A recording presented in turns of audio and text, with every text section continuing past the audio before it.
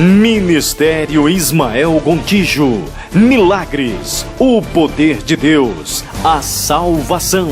Seja transformado através da unção.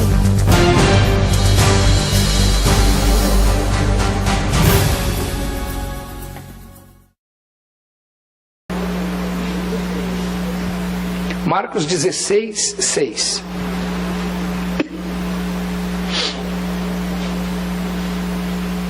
Ele, porém, disse-lhes: não vos assusteis, buscais a Jesus Nazareno, que foi crucificado, já ressuscitou, não está aqui, eis aqui o lugar onde o puseram. Mas ide, dizei aos seus discípulos e a Pedro, que ele vai adiante de vós para a Galiléia, ali o vereis como ele vos disse. Curva a sua cabeça. Senhor, quero te agradecer, ó Deus, por mais um privilégio de estar aqui, Senhor, pregando a tua palavra. Quero te pedir, Senhor, que fale aos nossos corações. Fale, Senhor, a respeito do grandioso dia da nossa redenção. Quero te agradecer, Senhor, pela tua santa, inerrante e poderosa palavra, e te pedir, Senhor, que ela nos fale nessa noite, para a honra e glória do teu santo e poderoso nome. Amém e amém. Podem sentar. Nós conhecemos a dureza da Sexta-feira da Paixão. Foi o dia mais duro, mais cru, mais horrível, mais violento, mais agressivo. No dia no qual nossa humanidade foi exposta de forma tão terrível diante de Deus e diante de nós. Todos os nossos pecados foram cometidos diante de Deus e resumidos em Jesus, do Getsemane até a hora em que ele entregou o seu espírito, às 3 horas da tarde na sexta-feira.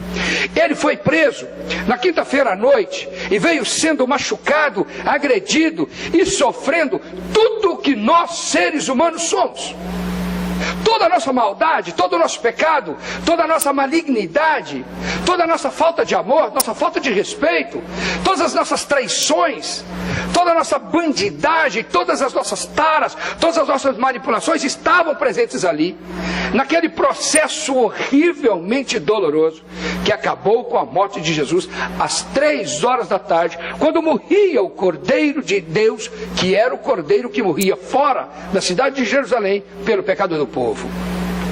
Ele morria fora de Jerusalém para que desse a noção de que ele morria por todo o povo. Como aquele não era o Cordeiro normal, pascal de Israel, e sim o Cordeiro de Deus que tira o pecado do mundo, ele morreu às 3 horas da tarde, na hora exata que o Cordeiro morreria pelo pecado do povo, ele morreu por toda a humanidade. Aquelas 3 horas da tarde foram marcadas por grandes terremotos, escuridão, a natureza entrou em transtorno, ela se desesperou porque o seu Criador havia morrido ali. Então Deus acalma o coração da própria terra, dos planetas todos que estavam sentindo que aquele Senhor, aquela palavra criadora que diz haja luz, haja terra, haja vida, estava morrendo dentro dela. O desespero foi tremendo, a terra tremeu, as bases da criação, entendeu, tremeram. Mas voltou ao normal porque Deus a acalmou e Jesus morre e é sepultado. E sábado é o dia mais angustiante na vida daqueles que esperavam por alguma coisa chamada Reino dos Céus e que agora viam frustrados seus sonhos. Ninguém dormiu, ninguém comeu, ninguém se moveu do seu lugar, todos choraram naquele sábado. Aquele sábado foi o dia mais horrível na vida do povo de Israel. E também na humanidade, porque ali estava o preço sendo pago. Então anoitece sábado. As dores são terríveis. Na casa de Pedro não havia nenhuma alegria. Pedro estava acabrunhado, fechado num quarto qualquer, chorava porque ainda não entendia por que havia feito aquilo. Todos os discípulos de Jesus estavam decepcionados com eles mesmos, porque eles não tiveram coragem de interferir, porque não se levantaram. Maria Madalena com certeza estava chorando o sábado todo e passou aquela noite de sábado chorando até de madrugada. E todos em Jerusalém estavam extremamente abatidos. assustados. Pilatos não dormiu e a mulher de Pilatos agora tinha certeza de que a tragédia se instalara em sua casa. Todos os soldados que foram para suas casas tinham as mãos manchadas com aquele sangue. E historiadores daquela época dizem que nunca eles conseguiram se livrar daquela culpa, a não ser dos que se converteram. Mas Pilatos morreu 2 anos depois, completamente louco, pela culpa que o mudou para dentro da sua alma. Ele disse: eu não podia ter feito aquilo. O centurião que viu o véu rasgar de cima a baixo, não foi de baixo para cima, de cima a baixo, acabando com todos os véus, aquele homem disse: esse camarada era filho de Deus. Aquele com certeza passou remoendo o sábado todo e dizendo: por que eu não impedi? Havia uma culpa horrorosa em Jerusalém, não houve festa de Páscoa. A noite cai, pesada, angustiante, amargurante, triste, todos assustados porque o processo havia sido agressivo demais.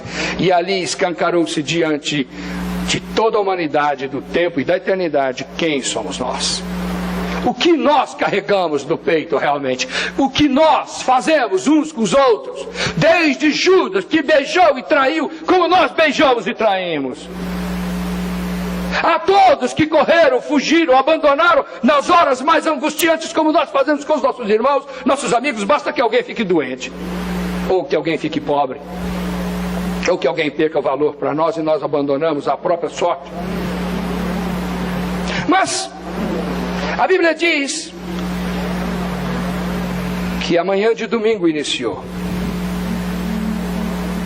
A escuridão da noite vai se agonizando no clarão da aurora. Pequenos raios de sol começam a nascer, os pássaros começam a cantar, e há uma aparente paz na natureza novamente. O planeta Terra começa a voltar ao normal e a vida insiste em continuar, apesar dos corações de todos em Jerusalém estarem inundados mais de tristezas e lágrimas do que do anseio de vida. E a Bíblia diz então que eles acordaram aquela manhã. Era um domingo. Ninguém mais se lembrava das palavras de Jesus quando ele disse que no terceiro dia ressuscitaria. Ninguém se lembrava mais. Eles se lembravam somente das dores, das angústias, do sofrimento e de um processo tão agressivo, injusto e maldito que escancarou diante deles o que eles tinham nos próprios corações. Não era Caifás quem matava Jesus. Não foi Pilatos, não foi Herodes, não foi o Império Romano, foi a humanidade, a mão de cada ser humano que estava vivo naquela época e que viveu nos 2 últimos anos, no século 21 séculos agora. As nossas mãos estavam naqueles martelos que pregaram aqueles cravos, porque eram os nossos pecados naquela cruz, porque aquela cruz era nossa. Não era minha só, era sua. Nossos pecados empurraram Jesus para aquela cruz, mas ele tinha que ir. Ele subiu aquele monte e completamente ensanguentado, manchando aquelas pedras até ao cume do Gólgota. Este sangue vermelho e vivo que ainda testifica contra nós quando nós não aceitamos como pagamento. Mas Jesus foi. Ele foi, impavidamente. Ele sabia que se ele não chegasse até aquele cume, se ele não chegasse até aquele monte, se ele não saísse de Jerusalém logo, se ele não saísse antes das 3 horas, para que ele estivesse lá e morresse às 3 horas da tarde, se ele morresse dentro de Jerusalém, ele não cumpriria o que estava escrito a respeito dele, que ele morreria às 3 horas fora de Jerusalém. Se ele morresse dentro de Jerusalém, não valeria sua morte. Ele tinha que permanecer vivo. Sua pressão arterial caía dramaticamente, perigosamente. Mas ele tinha que ter forças para subir aquela montanha. Eles não iriam carregá-lo, eles o matariam ali mesmo. Então Jesus, ele se levantou pensando em mim e em você, sabendo dos nossos dramas, das nossas dores, das nossas angústias, dos nossos pecados. E ele sabia que se nós não tivéssemos a sua morte como pagamento da nossa, nós morreríamos eternamente. Então aquela manhã começa, e no túmulo, frio, deitado, morto, como qualquer corpo morto estava o corpo de Jesus Cristo.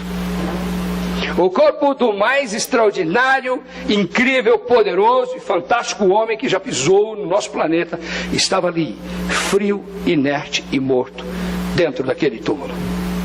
O túmulo estava escuro porque havia uma pedra na porta, ninguém havia removido aquela pedra. Quieto e frio estava o corpo de Jesus. A Bíblia diz que a noite vai terminando e os primeiros raios de sol começam a vir. Há uma calma tensa no ar, porque em poucos minutos, em poucas horas, os discípulos iriam tomar as decisões do que fazer com o corpo de Jesus. As guerras e as disputas iriam começar de novo, porque agora eles poderiam se mover dos seus lugares. Caifás e Anás, os sumos sacerdotes, não iriam deixar barato. Eles iriam tomar o corpo de Jesus, iriam queimá-lo, iriam destruir de alguma forma. Eles não iriam deixar aquele corpo como objeto de veneração. Os discípulos se preocupam, então eles pensam, nós temos que ir rapidamente ao corpo de Jesus e vê-lo. As mulheres começam a preparar os seus ungüentos para irem até aquele cemitério. Mas quando o sol começa a nascer, quando o sol ainda não toca a terra, somente um pequeno clarão começa a iluminar os horizontes do nosso planeta, onde estava aquele túmulo. A Bíblia diz em Mateus 28:32 que eis que houver um grande terremoto, e um anjo do Senhor descendo do céu, chegou, removeu a pedra para o lado e sentou-se sobre ela. Novamente o terremoto. Mas por que o terremoto? Agora a terra treme novamente, a terra tenta entrar em caos, mas não por um caos de susto e de tristeza, mas de alegria, porque o seu Senhor, o dono de todas as coisas, volta à vida dentro dela. Meus amados, pela primeira vez, Deus, o Criador de todas as coisas, Ele não estava morto dentro da natureza, mas estava vivo dentro da nossa terra, sobre o nosso planeta, perpassado com tudo o que nós somos e temos. Jesus vem e se levanta daquele trono. A Bíblia diz que houve um tumulto e o túmulo se iluminou. A luz nasceu das trevas. Amém? Alguém se levanta da morte. Dentro do túmulo havia morte, escuridão, frieza. Mas a Bíblia diz que se levanta uma pessoa. De dentro daquela morte, levanta-se alguém vivo. A terra treme porque ela sentiu que o seu Criador havia renascido dentro dela. Pela primeira vez, Deus, o Criador, estava nascendo dentro do tempo para ficar. Jesus foi para o céu, mas Ele continua aqui, perpassando o nosso tempo e perpassando com a sua eternidade o que nós somos.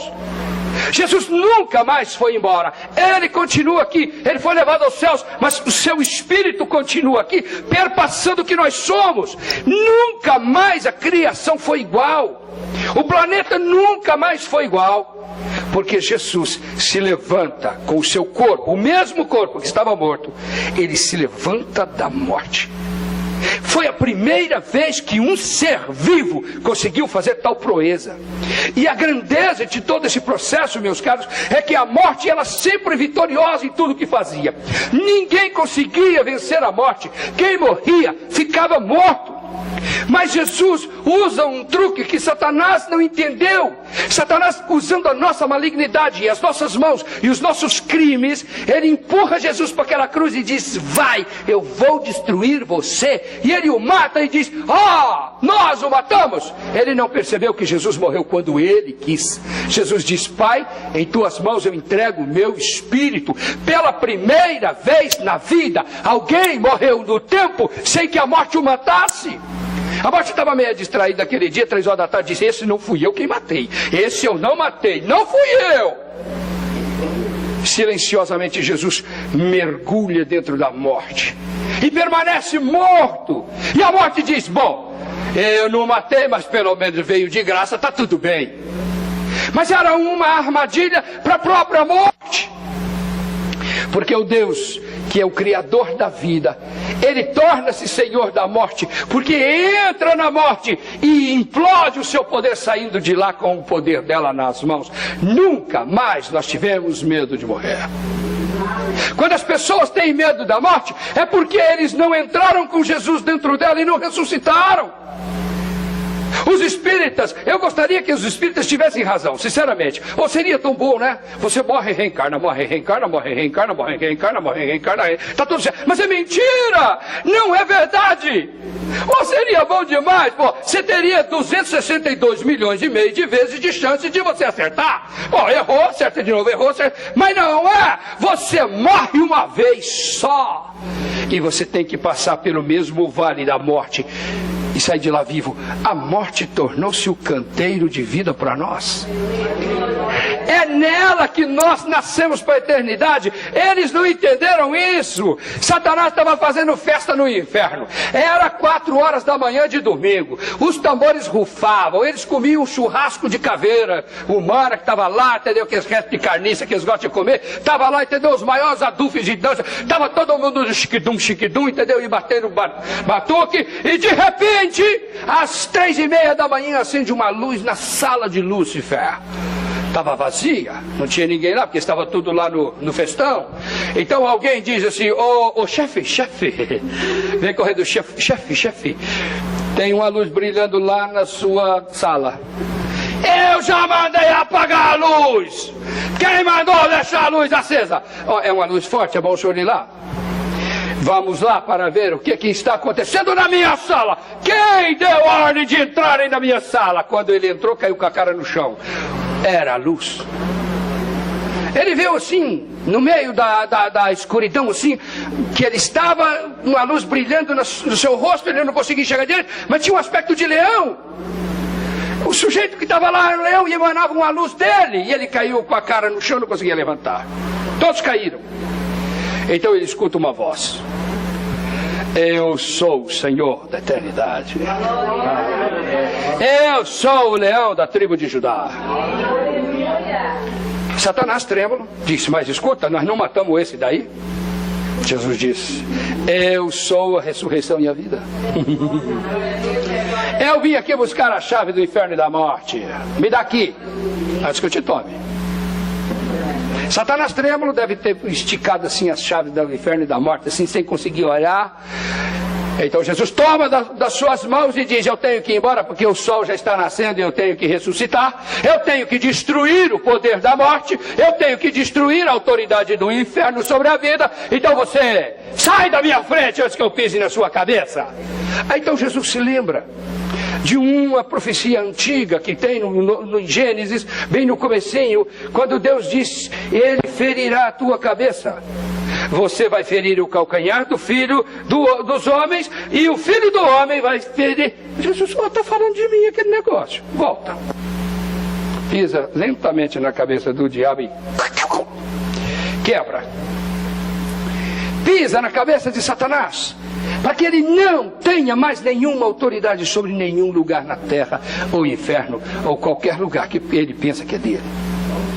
A Bíblia diz que o Senhor Jesus tomou as chaves do inferno e da morte. Era aquela hora, porque ele tinha que voltar. E quando ele voltasse, voltaria como o Senhor de todas as coisas, inclusive da morte e do inferno. A morte hoje, ela é nossa sementeira de vida, porque quando nós passamos por ela, nos tornamos seres eternos, graças a ela. Ela acabou trabalhando para nós. Aí você fala assim: mas pastor, nós devíamos ser eternos? Não, nós temos que passar por ela. Porque todo ser vivo morre, nós temos que morrer, mas hoje a morte já não nos assusta. Ela não é mais um aspecto de morte, ela não é mais aquele aspecto de medo, ela é o instrumento de Deus para nos trazer vida eterna. O Senhor inverteu isso quando passou dentro da morte. Alguém se levanta, a terra treme. Até o sol se sente fraco agora, porque os raios de sol começam a invadir aquele túmulo, e uma luz sai de volta daquele túmulo e faz o sol ficar com vergonha da luzinha que ele tem. É o ser mais extraordinário, poderoso e forte. Ele é a luz de Deus, é o que diz em João. A luz dos homens, é o que diz em João. Ele é a luz que ilumina todas as coisas e destrói o poder das trevas. Aquele túmulo escuro deixou de ser trevas e passou o lugar fonte de luz. Passou a ser o lugar que era fonte da luz. Eu imagino, sabe, gente, que eu acho que a primeira pessoa que foi deitada, morta em cima daquele túmulo deve ter ressuscitado de tanta energia de unção que tinha naquele lugar. A vida brotou ali. Foi lindo. A luz que saiu do túmulo invadiu o mundo. O sol trombou com aquela luz e disse: com essa eu não posso, recolho porque é forte demais, não posso iluminar um túmulo tão poderosamente iluminado com a luz que era o próprio Deus. Meus queridos, a criação salta de júbilo porque o Senhor está vivo. O Senhor dela está vivo. E a Bíblia diz que ela treme de novo. As pedras fendem, os montes racham, começa a tremer de novo, mas não de medo agora, é porque ela estava feliz, porque ela sentiu Deus perpassando cada um dos seus sistemas. Tudo foi renovado por Deus ali. A vida voltou àquele lugar de morte. A própria natureza esqueceu o caos no qual ela estava vivendo na sexta-feira às 3 horas da tarde. Eu imagino, queridos, que galáxias, o sistema solar todo deve ter sentido a força do Criador quando ele renasceu em nós. Se vocês olharem as fotografias do tamanho do nosso planeta com relação a Saturno, Júpiter, gente, nós somos apenas um grãozinho de areia assim perto do nosso Sol. Perto do nosso Sol nós nem existimos. Mas nós somos a sementeira de vida deste sistema. O único lugar que tem a vida em exuberância é aqui. Até hoje ninguém achou lugar de tanta vida. E eu digo a vocês que depois que Jesus ressuscitou nessa terra, a vida se multiplicou muito. A terra só não morreu ainda porque tem vida de sobra estocada nela, vinda do próprio Criador que está aqui. Senão ela já teria morrido, porque pela malignidade com que nós tratamos o nosso planeta é de doer. Dá uma olhada no riozinho que está passando aqui atrás de nós, aqui você vai ver, entendeu? O que é que nós temos coragem de fazer com a nossa água. Com a água que os bichos precisam de comer, de beber, de tomar. E nós nem temos consciência de que a única água que eles têm é essa. Mas nós sujamos, nós usamos e jogamos. Sabe Deus? É a malignidade com a qual tratamos os nossos sistemas ecológicos todos, dos quais dependemos cada minuto da nossa vida. Nós destruímos tudo. E arrebentamos com tudo, e somos 7 bilhões de gafanhotos que produzimos 2 quilos de lixo por dia, sem que nós tratemos este lixo, sem a gente aproveitar nada. Nós jogamos fora, nós pegamos esse copinho, jogamos fora e vamos ali buscar mais. Até quando vamos buscar? A Mãe Terra não tem mais para dar, ela diz: eu não tenho mais. Mas nós continuamos tirando cada vez mais fundo. Aquela vida que perpassou o nosso planeta estava ali, meus amados. Sabe de uma coisa? Todo esse processo marcou o coração do nosso Deus. A cruz foi fincada na sala do trono. Foi fincada no coração de Deus uma cruz. Hoje há a dor no coração de Deus, porque Ele viveu dores que só nós conhecemos. Deus não conhecia a dor como nós conhecemos. Hoje Ele conhece a dor através da dor do seu Filho, que penou, que chorou, que ensanguentou naquela cruz até esvair e morrer. E Deus sofreu com Ele. Hoje Deus conhece essa dor. Ele não conhecia, era soberano. Ninguém, nenhuma criatura poderia fazê-lo sofrer. Quem poderia chegar até Deus para fazer Deus sofrer? Ninguém tinha acesso. Mas naquele dia nós conseguimos colocar uma cruz que transpassou o coração de Deus e está lá até hoje. Enquanto esta humanidade não for redimida totalmente, a cruz está lá como um testemunho contra nós, contra os nossos crimes, contra os nossos pecados. Triste dizer isso, meus irmãos, mas é verdade. A cruz é um testemunho contra os nossos erros. E se nós não passarmos com Jesus por aquela cruz, nós nunca seremos redimidos e ela nos condena. Porque nós o matamos. Aquela cruz era sua e era minha. Não me vem com essa conversa. Não era dele. Ele era inocente e não tinha que carregá-la. Levanta-se então o Senhor de todas as coisas, absoluto. E ele quebra a força do pecado na ressurreição.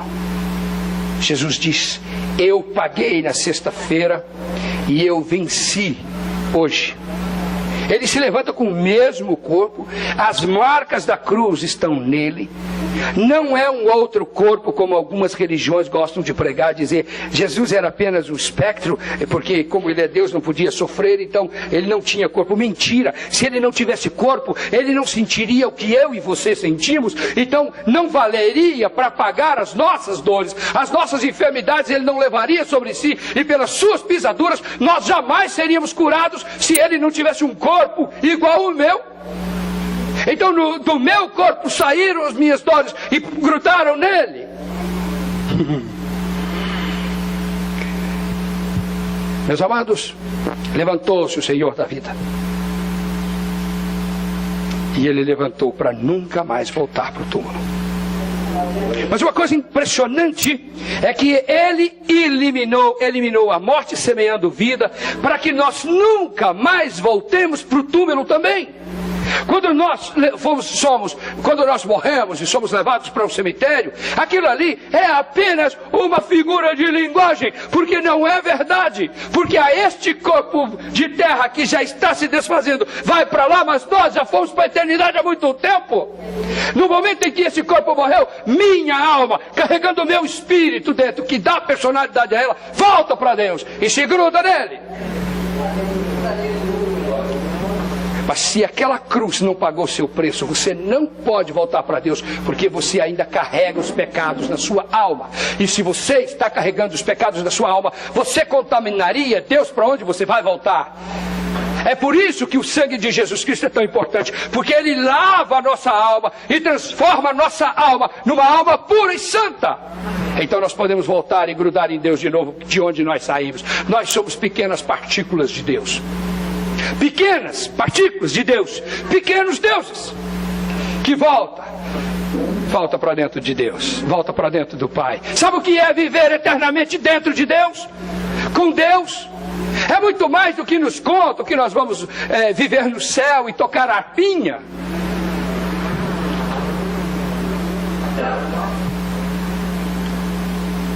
O processo é muito mais lindo. Nós voltamos para Deus para fazer parte dele. Não é morar no céu. O processo agora é muito mais sério. Nós viramos deuses porque nós estamos no nosso Deus. Nossa alma saiu de Deus. E quando Deus tirou uma partícula dele e colocou no nosso corpo, ele colocou um espírito. Como é seu nome? O seu espírito chama-se Silvia, foi colocado dentro de sua alma e ele foi fundido nela. Nunca mais o espírito pode sair de dentro da alma. Colocou esta alma dentro do corpo, que é a bateria que mantém nosso corpo físico vivo. Nunca mais essa alma vai sair deste corpo físico e ele poderá viver, a não ser no dia em que ele morrer, esta alma voltará para Deus com a Silvia dentro. Silvia vai fazer parte de Deus. Isso é grandeza, gente. Não é viver no céu. Eu vou viver no céu. Você vai viver em Deus. Por isso que Jesus tem que lavar com o seu sangue, porque se a sua alma é impura, não pode entrar nele, porque nele não há pecado. A Bíblia diz isso. Então quando você é lavado pelo sangue de Cristo, você morre com ele. Quando você ressuscita uma nova alma, uma alma limpa, pura, que pode voltar ao Senhor no dia que esse corpo morrer. Esta foi a grandeza daquele domingo.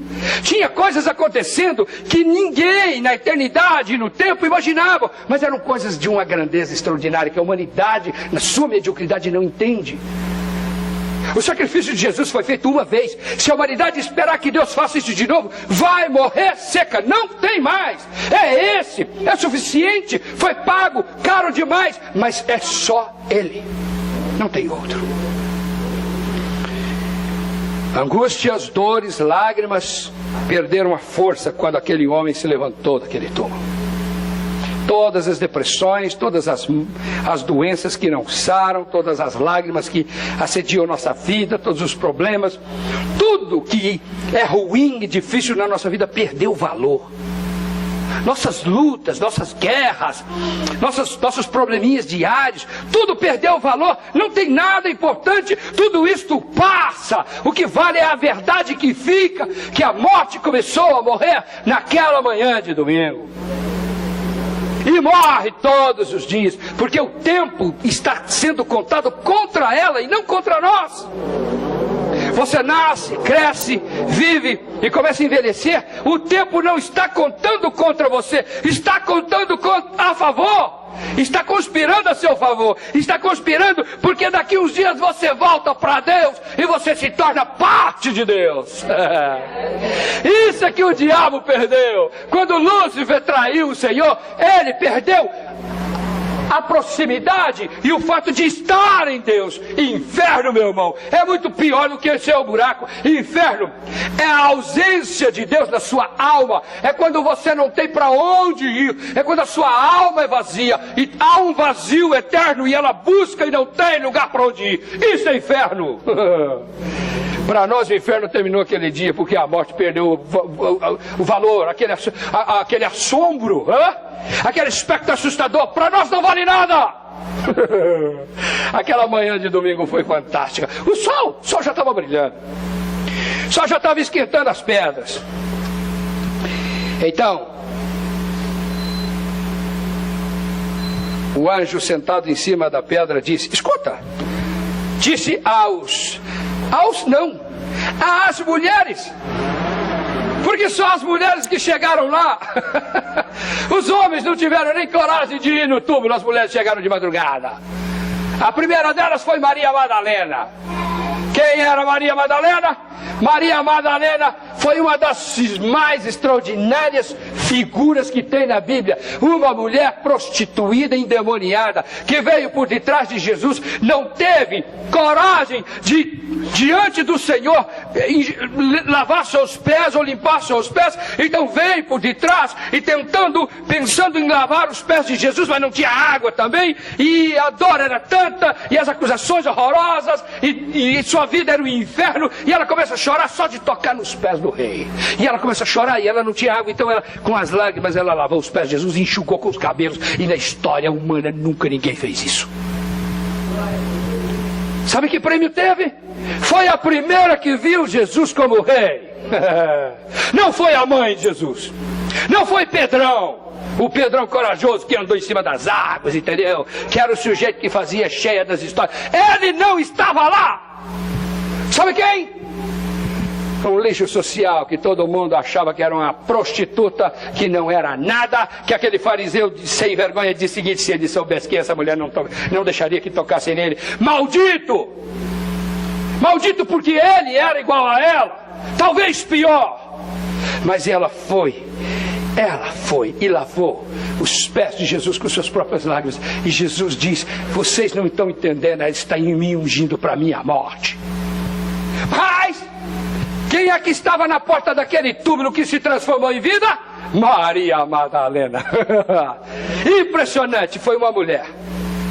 A humanidade nunca deu tanto valor para as mulheres, né? Mas é porque nós não lemos a história direito. Porque as mulheres começaram a ter valor agora na segunda parte do século XX.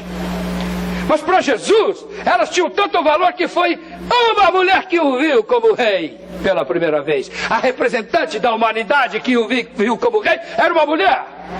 Maria Madalena, a pior sujeita que tinha na rua.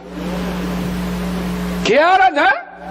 Todo mundo sabe que era Maria Madalena pela cara daquele canalha que disse, se soubesse, se fosse profeta, sabia quem é essa mulher que ele toca. Ele era profeta? Não, ele é senhor da vida dela e senhor da vida dele. E conhecia o pecado dele e o pecado dela, o pecado que escorreu por aquelas lágrimas e molhou e esquentou os pés de Jesus naquela mesa. Jesus ainda profetizou. Muitos ouviram falar dela, porque ela está me ungindo para a minha morte. Ungindo para a morte, e depois queria ungí-lo no túmulo. Não foi preciso, porque a vida havia inundado a morte. Maria Madalena foi a primeira que viu. Foi a primeira que conversou com o rei. Ninguém na história humana pode tirar esse privilégio de Maria Madalena. Nem Elias, nem Moisés, nem profeta nenhum, nem Davi, nem Salomão, nem João Batista, nem ninguém. Maria Madalena. Sabe o que é isso? Ela ouviu primeiro. Jesus se levantou, trocou de roupa. Ele jamais voltou naquele túmulo, porque suas roupas agora são roupas de rei. Agora sua autoridade não é mais uma autoridade qualquer. Ele é o dono de toda a criação, de todo o universo. Ele pagou um preço que ninguém pagaria. E sabe o que é? A coisa mais incrível, meus queridos, que eu tenho visto. Eu escrevi 7 livros sobre Jesus. Um deles está aqui. Depois eu vou mostrar para vocês. Eu escrevi 7 livros sobre Jesus e quando eu terminei o último livro, eu me assustei com o que eu havia escrito. Raquel foi a única que leu. Não todos, mas você leu até o 4º livro. Jesus Cristo, o poder do nome. Faltam ainda 3 livros que eu não sei nem o título deles, mas são 400 páginas cada um. Mas eu vou dizer uma coisa a vocês: nós não conhecemos Jesus. Nós não sabemos quem Ele é. Nós falamos muito a respeito de Jesus, mas na verdade nós não andamos com Ele. Jesus anda conosco, mas nós não sabemos quem é Jesus de verdade. Sua vida, sua pessoa, sua personalidade não perpassa nossas almas, essa é a verdade. Eu tenho ficado assustado com Jesus, tenho ficado assustado com a grandeza, porque todas as vezes que a minha mente consegue entender um pouco, Ele está muito além.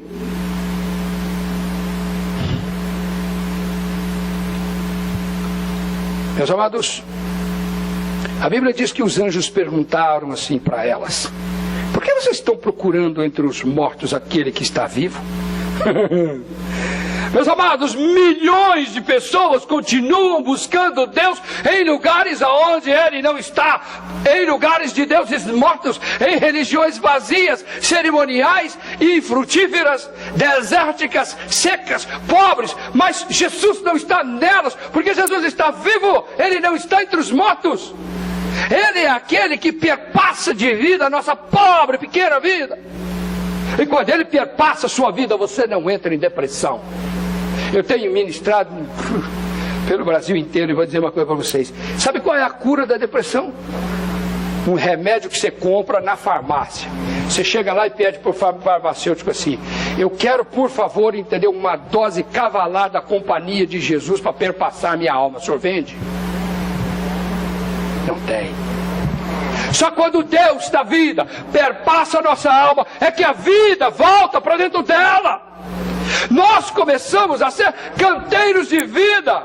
Não tem jeito de Jesus viver em mim sem que eu seja vida. Não tem. É isso que as pessoas não entendem. Ser crente, gente, vai muito além desses princípiozinhos de doutrina, de frequentar a igreja. É que você passa a ser uma cópia de Jesus. Uma cópia exata. Não é parecido, não. Você é um Jesusinho, uma Jesusinha, Silvia. Japonesa, assim. Jesus japonês. Ah, nós rimos por quê? Porque somos todos iguais. Negros, brancos, amarelos, chineses, vermelhos. Todos somos iguais. Uma essência só. Jesus vem, toma nossa essência para Ele e invade nossas almas com a essência dEle. Passamos a ser Ele. O mundo não entende isso. E esse é o Evangelho. Essa é a grandeza do Evangelho. É por isso que tocamos os enfermos, são curados. É por isso que nós ordenamos a Satanás, ele sai. Por quê? Porque Jesus perpassa a nossa alma. Não tem jeito de nos resistir. Esse é o Evangelho que eu prego. Eu vou nas cruzadas e prego isso. E quando eu levanto a mão, as pessoas são curadas. As pessoas são libertas. Antigamente eu me assustava e dizia: uai, não é que deu certo mesmo o trem? É que com o tempo eu comecei a entender por que dá certo. Esse dia no avião, o cara foi analisar por que eu oro e as pessoas são curadas. É porque eu convenço psicologicamente as pessoas, aí as pessoas psicologicamente elas aceitam, e psicologicamente nós nos envolvemos, e aí psicologicamente nós... Vem que é psicologia, cara! Vem que essa história, você tá louco?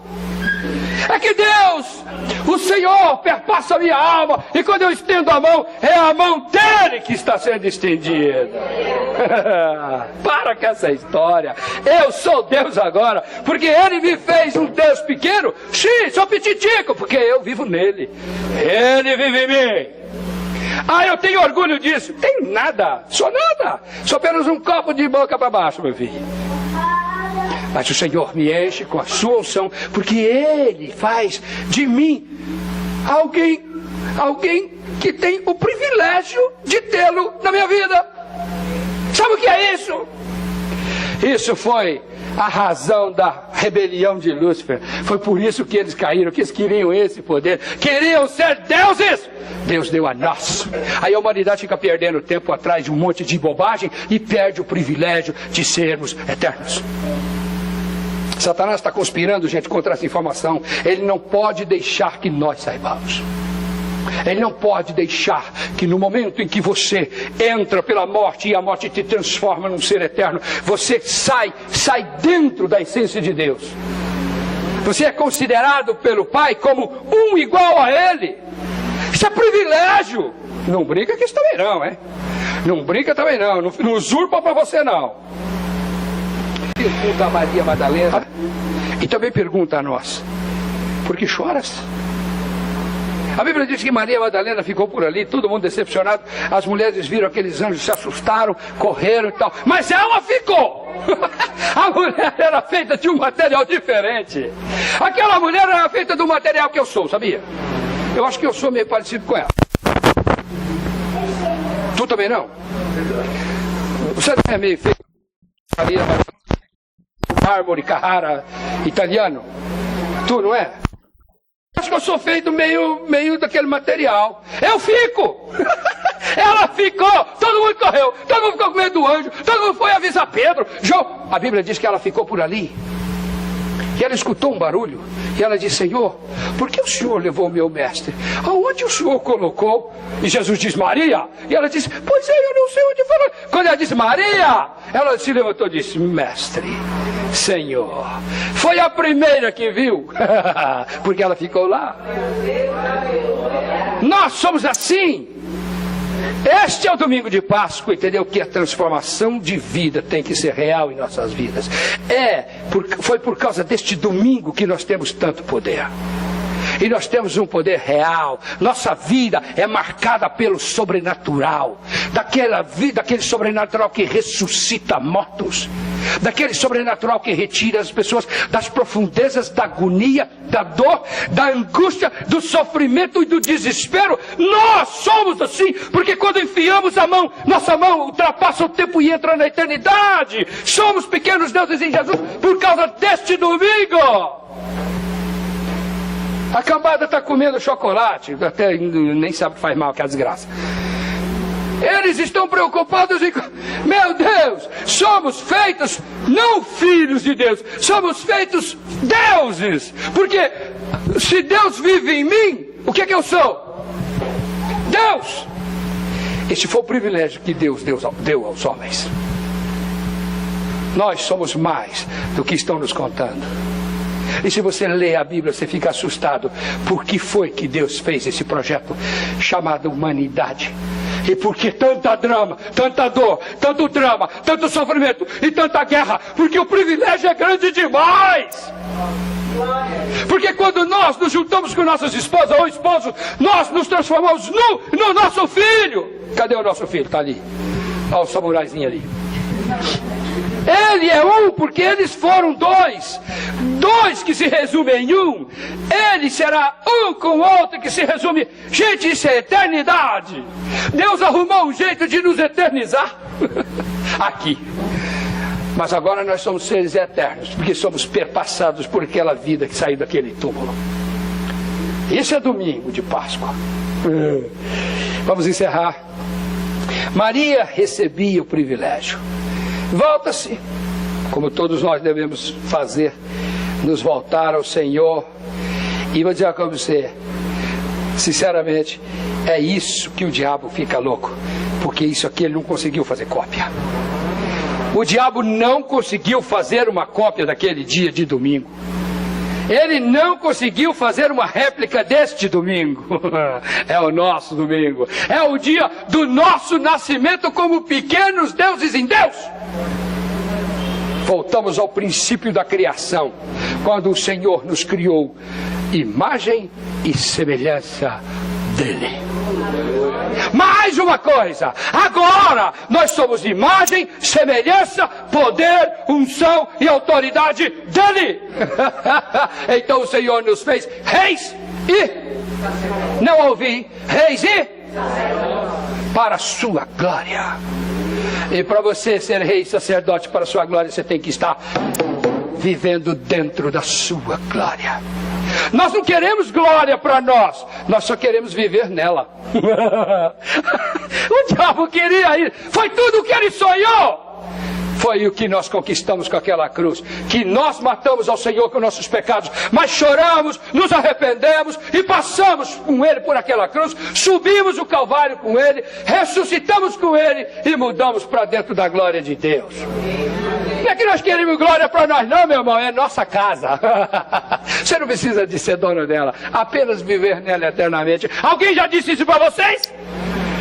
Não, né? Mas no meu livro está escrito isso, você pode. Amém? Sua ressurreição prova que Ele é exatamente quem Ele disse ser. E que você é exatamente quem Ele diz que você é. Eu pergunto a você, a humanidade vale a vida de um único homem bom? Deus provou que sim. Deus acreditou que sim. E nos fez acreditar que nós valemos a pena. Por isso, meu irmão e minha irmã, você vale a pena.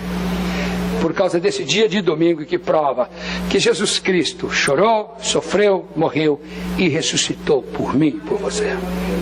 Fique de pé.